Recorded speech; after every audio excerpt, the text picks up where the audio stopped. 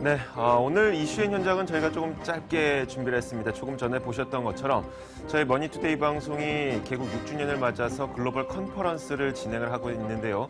이 글로벌 컨퍼런스 생중계와 함께 이 프로그램이 진행이 되다 보니까 시간이 약간 짧아졌다는 점 양해 말씀 부탁드리도록 하겠습니다. 자, 오늘 이슈의 현장에서는요, 저희가 한 가지 이슈를 좀 깊이 다뤄보는 시간을 준비를 했습니다. 요즘 핀테크에 대한 이야기가 굉장히 많이 나오고 있죠. 자, 핀테크 과연 무엇일까라고 생각하시는 분들 많을 텐데 파이낸셜의 앞글자와요, 테크놀로지의 앞글자를 합친 것이 바로 핀테크입니다. 자, 말하자면 금융과 IT 기술의 복합체라고 할 수가 있을 것 같은데 이 핀테크의 전문가분이 계십니다. 지금 현재 한국금융 ICT 융합학회 학회장과 그리고 건국대학교에서 금융 IT학과에 지금 재직 중이신 오정근 특임 교수가 계시는데요. 저희가 직접 스튜디오로 모셨습니다. 어서 오세요. 안녕하세요. 네. 자, 오늘 핀테크에 대해서 한번 이야기를 해보게 될 텐데, 자, 우리 핀테크의 기술 수준은 얼마나 되고 있고, 그리고 이 핀테크 기술을 좀 가로막고 있는 규제 장벽은 얼마나 되는지, 그리고 앞으로 우리나라 핀테크 산업이 어느 방향으로 나가야 될지, 이 여러 가지 전반적인 측면을 다 짚어보도록 하겠습니다. 자, 우선 이 핀테크에 대해서 생소하게 느끼시는 분들이 있을 텐데 핀테크가 무엇인지 교수님이 좀 간단하게 설명해 주실까요? 네, 이제 우선 그 핀테크를 하면은 이제 파이낸셜, 그 금융과 ICT, IT 기술이 융합된 거죠. 그래서 현재 쉽게 생각하면은 우리가 요즘 이렇게 이 편리한 이 모바일 폰으로 돈도 이제 송금하고 결제도 하는 그런 그 소위 말하는 모바일 결제가 증가하고 있는데 이 모바일 결제를 하기 위해서는 기술이 필요하겠죠. 그래서 그런 그 IT 기술과 돈을 결제한다든지 송금한다든지 심지어는 이제 자산 관리까지 하는 그런 금융이 결합되는 거. 이걸 우리가 이제 핀테크다 이렇게 얘기를 하고 있습니다. 알겠습니다. 쉽게 말하자면 우리가 이 모바일 기기를 통해서 모바일 디바이스를 통해서 쉽게 금융 거래를 할 수 있는 것들, 그래서 총망라해서 말할 수 있는 것이 바로 핀테크라고 할 수가 있을 텐데, 자, 이런 핀테크 산업을 이루어가고 있는 그런 기업들이 굉장히 많습니다. 뭐 세계적으로는 애플이 애플페이라는 서비스를 런칭을 한 상태고요. 그리고 알리바바는 이미 알리페이 뭐 이런 서비스도 런칭을 했고요.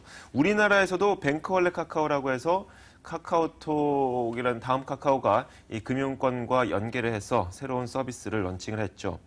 자, 이렇게 굉장히 인기가 많고 그리고 많은 기업들도 어떤 미래 성장 동력으로 삼고 이 산업에 접근을 하고 있는 것 같습니다. 이렇게 핀테크가 굉장히 인기 있는 이유가 있을 것 같은데 어떻게 보시나요? 우선 가장 중요한 것이 이것이 너무 이 모바일 폰을 사용해서 금융 거래하는 것이 너무 편리하다는 거예요. 그러니까 지금 이제 우리가 앞으로는 이제 지금까지 많은 사람들이 금융 거래를 하려면 은행이라든지 혹은 증권회사 같은 점포를 가야 되겠죠. 아니면은 최근에는 집에서 인터넷을 가지고 컴퓨터를 이용해서 했습니다. 그러나 이제는 컴퓨터도 아니고 더 편하게 손 안에 들어오는 이 모바일 폰을 이용해서 금융 거래를 하기 때문에 너무도 편리하다는 거죠. 그래서 앞으로는 이 모바일 폰을 이용한 금융 거래 이것이 이 대세를 누구도 막을 수 없습니다. 그래서 이 편리성 때문에 현재 그 모바일 결제 이용자 수가 금년에 약 2억만 명 정도 되는데 앞으로 3년 뒤에는 5억만 명까지 올라갈 것이다. 그리고 시장 규모도 금년에 약 3천억 달러에서 앞으로 3년 뒤에는 1조 5천억 달러 정도로 급성장할 거다. 이런 전망들이 나오고 있습니다. 이 현재 핀테크 산업의 현재 수준이 어떤지가 굉장히 궁금한데 전 세계적으로 뭐 몇 개의 기업들이 핀테크 사업에 진출하고 있고 이런 것들 좀 조사 자료가 있습니까? 그러니까 이것이 이제 핀테크라면 그러니까 이게 모바일로 금융을 거래하기 위해서는 굉장히 많은 그 기술이 필요하죠. 예컨대 앱이라든지 이런 게 필요한데 이런 걸 하기 위해서 현재 그 많은 일종의 창조 기업이죠. 창조 기업.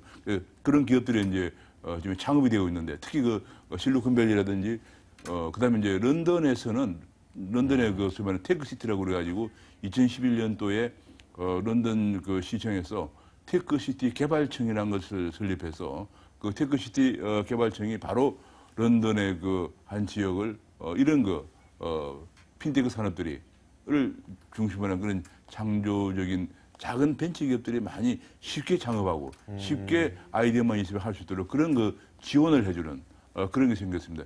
예를 들면 영국의 그 핀테크 시티 핀테크청은 만약에 회사를 설립한다 그러면은 법인을 설립해야 되잖아요. 그럼 네. 법인을 설립하는데 한국은 너무도 복잡합니다. 그런데 현재 거기는 주소도 필요 없고 443 하나만 있으면은 혼자서 그냥 바로 그냥 우편 443만 있으면은 법인 설립을 가능하게 해줘서 어떤 공학도가 아이디가 있는 그 우수한 사람들이 이런 걸 연구해서 시제품을 만들어낼 수 있도록. 그리고 이제 그 시제품이 나오면은 그 런던의 유명한 그런 그야말로 런던은 금융 중심지죠. 그 네. 많은 벤처 캐피탈이나 엔젤 투자자들이 투자해서 바로 물건을 만들 수 있도록 이렇게 지금 하고 있습니다. 그래서 이제 미국이나 영국을 중심으로 해서 지금 수백 개의 그런 핀테크 회사들이 성업을 하고 있는데 한국은 아직도 손에 꼽을 정도로 적습니다. 왜냐하면 우선 젊은 사람들이 회사를 설립하는 것이 한국이 굉장히 까다롭습니다. 맞아요. 우선 회사를 설립하는데 까다로움이 없어야 되는데 그리고 또 그다음에 아직까지도 한국은 이런 그 핀테크 산업에 대한 인식이 아직은 부족하기 때문에 한국은 아직 그야말로 10개 정도도 안 되는 걸 제가 알고 있거든요. 네. 그래서 아직까지 걸음마 단계에 있다 이렇게 보여집니다. 네, 우리나라의 기술 수준이 문제라기보다는 어떤 규제라든지 새롭게 창업을 할 수 있는 어떤 문화적 환경이 좀 뒷받침이 안 되다 보니까 이런 네. 차이가 날 수밖에 없을 것 같은데. 네, 그렇습니다. 자, 이렇게 영국이나 미국 쪽에서는 이렇게 사서함 하나 그리고 아이디어 하나만 있어도 창업이 가능하다고 말씀을 하셨거든요. 게다가 핀테크 사업을 할 수가 있다고 했는데. 자, 이 나라에서는 어떻게 어떤 보안이라든지 어떤 금융 결제와 관련해서는 여러 가지 걸리는 것들이 많지 않습니까? 그런 부분들은 좀 어떻게 해결을 하고 있습니까? 네, 그렇습니다. 이제 지금 제가 가장 큰 문제가 이 모바일 폰으로 결제할 때는 혹시나 누가 내 금융 거래를 해킹을 하지 않을까, 네. 아니면 내 개인 정보를 해킹에 가지 않을까 네. 하는 것이 가장 큰 문제죠. 만약에 아무리 IT 기술이 발달해도 그런 보안 문제 해결이 안 되면 안 되겠죠. 네. 제가 최근에 이제 어느 일간지에서 하는 스마트 금융 박람회를 가봤습니다. 네. 제가 이제 가르치는 학교의 그 대학원생들과 같이 가봤는데 한국도 많이 발전해 있어요. 그러니까 이게 한국이 본래 IT 강국이거든요. 맞아요. 그래서 상당히 많이 발전해서 예컨대 거의 보안 걱정이 없을 정도로 기술이 많이 발전해 있습니다. 다만 아직도 한국은 이런 거 개개인이 이런 기술을 발전해서 상업화시키는데 너무도 많은 단계를 거쳐야 돼요. 그러다 보니까 과거 예컨대 우리가 그 공인인증이라고 있어요. 네. 그 공인인증제도 액티브엑스 같은 거.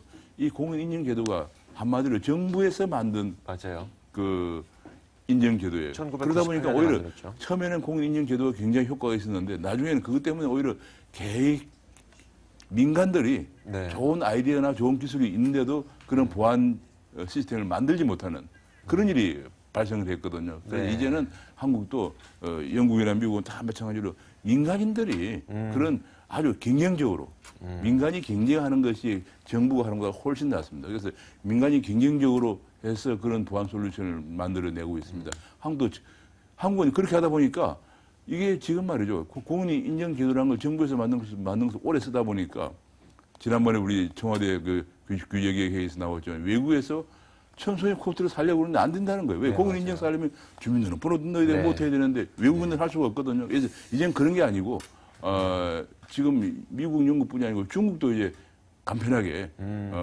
보안 시스템을 만들어서 하고 있으니까 우리도 이제 제가 이번에 그 박람회를 둘러보니까 아직 한국이 일찬하긴 하지만은 상당히 역시 IT 강국답게 보안 기술도 많이 발전하고 있다는 생각을 했습니다. 알겠습니다. 사실 이 어떤 공인중개 아니죠. 공인인증 서비스. 예, 예. 사실 1998년도에 정부가 이 서비스를 출범을 하면서 우리나라는 사실 2000년대 후반까지 올 때까지만 해도 1998년도에 보안 수준을 유지할 수밖에 없었던 거죠. 그렇습니다. 그렇다 보니까 문제가 있었던 건데 아무래도 이제 보안 사업까지도 민간이 참여를 하게 된다면은 훨씬 더 좋은 보안 시스템을 갖추실 수 있지 않게 되겠느냐. 네, 그래서 다만 이제 네. 그런 경우에 그 보안 시스템이 완벽한지 여부만 관계 당국에서 검증하면 돼요. 혹은 문제가 생겼을 때의 처벌을 강화한다든지요. 그렇습니다. 그렇게만 하면 돼요. 그러면 민간들이 바로 그것이 이제 그 핀테크 네. 산업이거든요. 그 핀테크 산업은 이제 크게 나누면 두 가지죠. 하나는 이 모바일 폰을 이용해서 금융 거래를 용이하게 할 수 있는 앱을 만들어내는 거예요. 네. 그리고 관련된 여러 가지 기기를 만드는 거거든요. 그것이 핀테크 산업이고 더불어서 그러면 그렇게 기기를 만들고 앱을 만들어서 거래하는데 해킹 당하면 안 되니까 네. 보안 솔루션을 또 만드는 거거든요. 그런 그 업체들이 바로 핀테크 산업이에요. 그래서 이제 네. 그런 산업들이 민간에게 기업을 창업하는 그 절차를 쉽게 만들어주고 하면은 한국 사람들이 머리가 좋아요. 그래서 그럼요. 그걸 가지고 다 경쟁적으로 창업하면은 저 생각으로는 큰 무리가 없다고 생각하는데 전부 다 정부에서 주도해서 하려고 하니까 정부에서 제 말은 금융도 모르고 IT도 모르는 사람들이 관료들이 앉아가지고 하려고 하니까 이게 완전히 지금 아까 말씀하신 1998년대 네. 수준을 그렇죠. 하다 보니까 외국에서 한국에서 한국 쇼핑몰에서 뭘 살려고 해도 살 수가 없는 맞아요. 지경까지 이르는 거예요. 실제 쇼핑몰을 이용을 해본 사람들이 정책을 만들어야 되는데 본인들이 직접 이용해보지 않은 분야를 갖고 정책을 만들다 보니까 좀 그렇습니다. 약간 오류도 있었는 것 같고. 네. 자, 그런데 그렇다면은 이 알리바바의 알리페이라든지 네, 네. 혹은 이 뭐 애플의 애플페이라든지 이런 부분들은 지금 우리가 계속해서 이야기하고 있는 민간 업체들의 경쟁을 통해서 좀 성공을 하게 된 사례인가요? 네, 그렇습니다. 이게 알리바바 같은 것도 뭐 우리가 이제 최근에 알게 됐습니다. 알리바바가 가장 최근에 이제 한국에 알려진 계기는 네. 이번 알리바바가 작년에 6월 달에 쓰면은 한국으로 치면 그 MMF 같은 펀드를 출시했어요. 그러니까 이게 네. 그런 것도 해요. 그러니까 뭐, 맞아요. 뭐 상거래만 하는 게 아니고 펀드를 출시하고 보니까 펀드를 작년 6월에 출시했는데 출시 9개월 만에 8,100만 명이 가입해 가지고요. 맞아요. 근데 문제는 이 8,100만 명의 숫자가 중국의 모든 증권회사가 거래하고 있는 주식 투자자가 6,700만 명이에요. 그러니까 이게 중국의 모든 증권회사가 거래하는 주식 투자자보다 더 많은 사람들이 네. 불과 몇 개월 만에 이 알리바바에서 하는 위어바오라고 하는 펀드에 네, 가입을 한 위어바오. 겁니다. 그러니까 그 위력이 뭐 대단한 거죠. 그래서 그리고 금방 그냥 한국 돈으로 86조 원이 모금이 돼가지고 세계에서 네 번째로 큰 MMF 펀드로 등장을 했습니다. 그런 그 여세를 몰아가지고 금년 9월 19일에 뉴욕 주식시장에 상장을 하게 되면서 네. 시가총액이 2,314억 달러에 달해서 그냥 당연 IT 업계에서 페이스북 시가총액을 넘어서는 기염을 토했죠. 그렇게 되면서 이제 네. 이거는 알리바바가 성공한 정도가 아니고 알리바바가 미국에서 뉴욕에서 그야말로 시가총액 2,314억 달러에 상장을 하게 되면서 단숨에 중국을 이제 경제적으로만 G2가 아니고 IT 면에서도 G2로 등장을 시킨 겁니다. 대단한 그거죠. 놀라운 부분이 그렇습니다. 사실 그 중국은 일당 독재 공산국가 아닙니까? 저희가 항상 그렇죠. 이제 여행도 네, 자주 갔다 네, 오고 그렇습니다. 뭐 여러 가지 사업을 같이 하면서 그걸 자꾸 잊고 살긴 하는데 어찌 됐건 일당 독재 독재 국가는 아니고요. 공산국가인데 이런 국가일수록 오히려 규제는 더 심하게 마련인데도 불구하고 이런 국가에서 이런 기업이 이런 서비스를 할 수 있다는 게 좀 믿기지가 않을 그러니까 이제 정도거든요. 어떤 규제를 우리나라랑 하느냐 어떤 차이가 하는 있는 거죠. 건가요? 어떤 규제를 네. 하고 어떤 부분을 규제를 하지 않느냐 그건데 네. 중국은 이런 부분에 규제가 거의 없습니다. 금융 규제가요? 네, 그렇습니다. 그게 지금 어떤 식이냐면 중국이 생각하는 데는 이렇습니다. 중국이 전통적인 금융 산업으로는 기존의 영국이나 미국이나 심지어 한국을 따라갈 수 없다고 생각하고 있습니다. 그런데 지금 이제 다행히 세계적으로 모바일 혁명이라고 하는 금융 산업의 빅뱅이 일어나고 있습니다. 네. 제가 보기에는 완전히 금융 혁명인데 왜냐하면 이제 은행 점포들이 없어져요. 정부나 점포가 없어져요. 전부 모바일 폰으로 이제 결제가 되는데 그러다 보니까 중국에서는 기존의 전통적인 금융 산업으로는 세계를 리드해 갈 수는 없고 이제 새로 도래하는 이 모바일 혁명에서는 중국이 리드를 해야겠다는 그런 야심을 가지고 여기 가서 아무 규제를 안 둬요. 예를 들면 알리바바는 전자상거래 업체입니다. 전자상거래 업체가 금융업에 진출하는데 심지어는 대출도 해요. 예금 대출도 해요. 맞아요. 네. 그리고 증권도 거래도 하고 조금 전에 이제 말씀드린 것처럼 펀드도 하고 이러니까 전방위적으로 하거든요. 그러니까 전자상거래 업체가 전방위적으로 금융업에 진출하는데 아무런 규제를 두지 않기 때문에 대대적인 이렇게 엄청난 그 성공을 거둔 것이죠. 네, 이 중국에서는 우리나라와 같은 금산 분리의 정책이 없다, 규제가 없다라고 말씀을 하셨는데 그런 덕분에 이런 기업들이 크게 발전을 할 수도 있었던 것 같습니다. 그런데 사실 우리나라에서 금산 분리 정책이 나왔던 거는 어떤 자본 시장이 너무 급격하게 커지자 이 제조업을 보호하기 위해서 생긴 정책 아니겠습니까? 그런 것 때문에 생겼던 그런 것도 있지만은 이제 한국은 그냥 규제 강국이에요. 규제가 제일 많은 나라예요. 한국이 뭐니 해도 지금 규제 강국, 대통령이 그제 말씀하시기를 규제는 전부 다 단두대에 올린다라고 말씀하셨는데 예를 들면 애플페이 그러면 애플은 이 아이폰을 만드는 제조회사입니다. 네. 제조회사도 금융업에 뛰어들고 또 전자상거래 업체도 지금은 아마존이라든지 혹은 중국의 알리바바 같이 뛰어들고 그다음에 페이스북 네. 같은 거. 페이스북은 SNS 합니다. SNS 회사도 금융에 뛰어들고 지금 말이죠.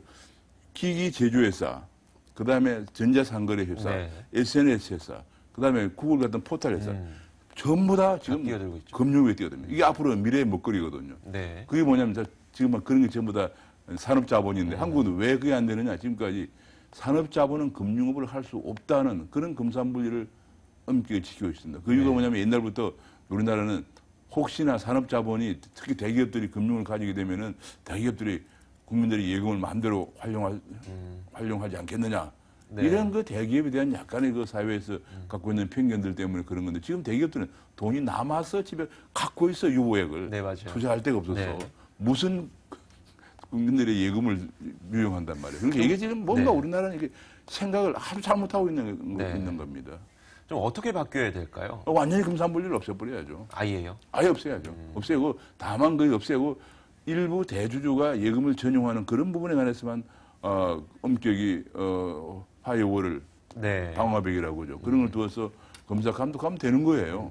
기본적으로 우리는 이런 지금 전 세계가 미국, 영국 지금 말이죠. 영국이나 아일랜드 같은 데서는 구글이나 페이스북이 은행업을 신청해두고 있거든요. 네. 은행업 인가를. 은행을 한다는 얘기 바로 그냥. 그 구글이나 페이스북이 은행을 한다는 거예요. 아이고, 네. 근데 우리는 지금 그런 생각도 못 해요. 왜냐하면 전부 다 그리고 우리가 아까 카카오톡 같은 카카오톡은 그야말로 한 30만 원, 50만 원 정도 넣었다가 그것만 거래하는 이거는 은행도 아니고 그냥 지갑이죠. 그쵸. 그래서 카카오 월렛이라고 그러죠. 그거 넣었다 그거 내 소액 범위 내에서 거래하는 얘기니까 그 정도 갖고는 지금 현재 애플이나 알리바바가 하는 걸 따라가지 못하고 그러다 보면 이제 우리나라 금융시장을 이대로 가면은 네. 알리바바나 애플에 의해서 지배를 당해서 우리 금융시장이 그렇지 않아도 우리 금융시장은 세계 100위권으로 낙후되어 있는데 네. 지금 우리나라 금융산업이 아프리카 우간다 수준이라고 그래요. 네. 그런 상황인데 이제 앞으로 새롭게 도래하는 모바일 금융 시대에도 우리가 낙후되게 생겼어요. 그래서 이제 그걸 그렇게 안 되려면 우리가 중국의 금융시장을 송두리째 안 내주려면은 네. 한시 빨리 이런 규제를 정말 1900 아까 말씀드린 1998년도 뭐 네. 옛날 1960, 70년대 규제를 하루 빨리 없애는 것이 가장 중요한 합니다. 알겠습니다. 물론 이 정부의 규제가 좀 빨리 타파가 되는 것도 중요하겠지만 앞서 우리 교수님께서 말씀하셨던 부분 중에 좀 아쉬운 부분이 우리나라의 창업 환경이 좋지 못하다고 말씀하지 그거 않으셨습니까? 중요합니다. 그 부분에 대해서 지금 이미 IT와 금융을 함께 공부하는 학생들을 가르치고 계시잖아요. 네, 그렇습니다. 그 학생들을 위해서 좀 한마디 부탁드리죠. 네, 제가 그래서 이번에 그 학생들을 데리고 어떤 그 일간지에서 하는 그 스마트 금융 박람회 가봤는데 왜 가냐면 그 IT 금융을 공부하니까 그 사람들이 그 학생들이 그걸 보고 이제 제가 필요한 것은 이제는 옛날처럼 이제 그런 걸 창업하려면 IT 많아서도 안 되고 금융 많아서도 안 돼요. 네. IT와 금융을 같이 하는 인재가 나와야 되거든요. 네. 그런 인재들이 그런 현장을 보고 내가 창업을 하고 싶단 말이지. 이걸 좀 새로운 걸 좀 창업하고 싶다. 근데 보안 솔루션 아니면 금융 거래하는 앱이라든지 아니면 그 앱을 사용할 수 있는 어떤 기기 네. 이런 걸 만들고 싶은데 돈이 없잖아요. 그리고 만들어 그러면 한 번 여러 가지 복잡해. 우선 주소지를 대라 뭘 대라 뭐 많아요. 그러면은 아니 학생이 학생이 가수집에 있죠. 뭐 아니면 대학교 기숙사에 있죠. 없잖아요. 네. 그럼 창업이 안 되는 거예요. 하고 네, 싶어도. 그렇죠. 영국은 그걸 없애기 위해서 그야말로 메일을 우편을 주고받을 수 있는 우편 438박스 하나만 신고하면 그냥 창업이 돼버려요. 아무런 조건이 없습니다. 네. 그리고 창업하고 나면 그 학생이 한 번씩 그런 좋은 기술을 갖고 있다는 것을 그 런던에 있는 그 창업 투자 회사라든지 네. 벤처 캐피털 회사죠. 그다음에 엔젤 투자자들 모임에서 프레젠테이션을 하게 됩니다. 하게 되면은 거기서 보통 한 100명 정도 있는 이렇게 이제 PT를 하면 그 중에서 한 10명 정도 선발되죠. 그 10명에게 돈을 대주는 거예요.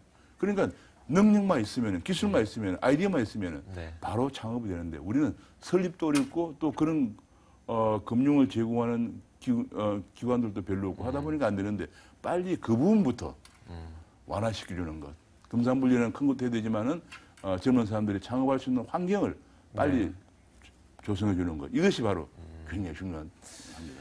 네, 아무래도 우리나라 어떤 정부의 정책이라든가 이런 것들은 사실 어떤 빅브라더가 되고 싶어하는 그런 마음이 좀 많이 있는 것 같은데 애덤 스미스의 보이지 않는 손이 되어줘서 우리가 조금 더 발전할 수 있는 그런 방향으로 국가가 좀 이끌어줬으면 좋겠다는 바람이 있습니다.